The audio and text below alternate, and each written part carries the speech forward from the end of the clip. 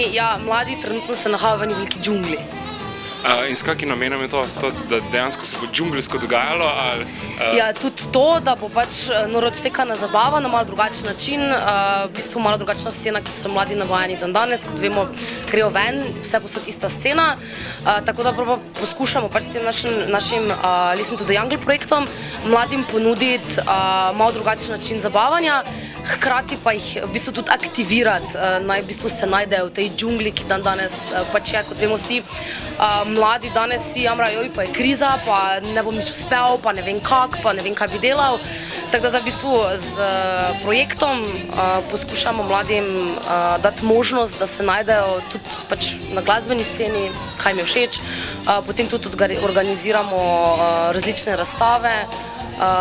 Pred kratkim smo imeli en event Jungličvek, kjer smo v bistvu gostili mlade uspešne ljudi, ki so nam povedali svojo zgodbo, kako je njim uspelo, kako so se našli in kako slediti svojim sanjam. Je zdaj prva Jungličaga je bila bolj usmerjena na, če bi lahko tako rekli, moderno glasbo. Smo bili v bistvu DJ-ja, ki je vrtel v bistvu moderno, ne glih komercialno glasbo, ampak je bilo v tej smeri. Druga Jungličaga smo se v bistvu vrnili v preteklost in prepotovali iz 50-ih let do danes, torej smo imeli največje uspešnice tistih časov. Danes pa imamo v bistvu vsi bodo tam parti zaradi tega, ker so se izpiti končali in enostavno, kot vemo, na ta dan grejo vsi ven in danes bomo zapakirali vse, kaj smo do zdaj naredili, ven paket in jim ponudili vse naenkrat. V bistvu za prihodnje še prihaja več zabav, kot pa tudi še 2 razstavi in še ti naši Jungličveki, s katerimi smo začeli ta mesec, kjer bomo ponovno povabili uspešne mlade ljudi, da pač mladini pokažejo in povejo, da se da in kako se da.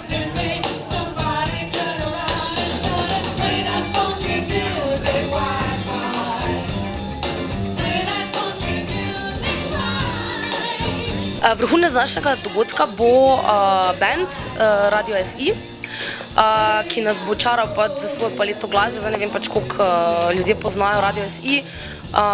Bolj ko ne vrtijo hite, današnje hite, pa tudi hite iz preteklosti.